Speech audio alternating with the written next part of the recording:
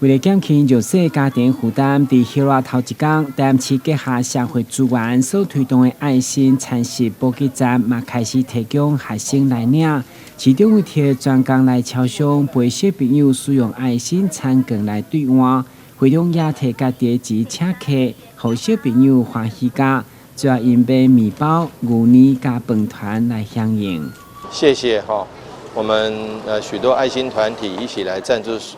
111年2022年暑期爱心30券的活动。那感谢4大超商的协助哈，感谢嘉南农田水利会还有吴尊贤文教基金会他们的赞助，今年总共赞助305万，来协助我们的边缘户的孩子，然后他们的暑期爱心30券。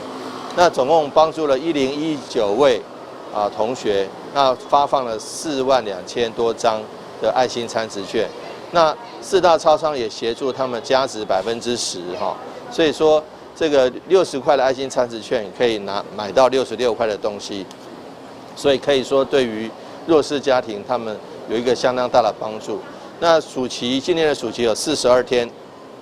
所以每个弱势家庭的孩子都可以一天可以用1张，所以总共有42张的爱心30券。那另外的部分当然可能还要许多的弱势者，就是说这个部分的爱心30券是挹注性质的，是补助性质的，是帮助性质的。那所以希望说他们的这个暑假能够家长的负担能够轻一点能够让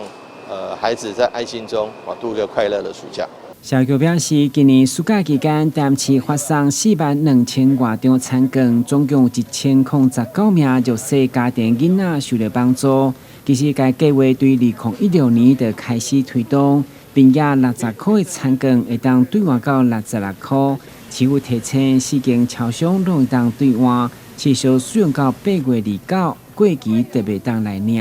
台南新闻，郭文吉、林根采访报道。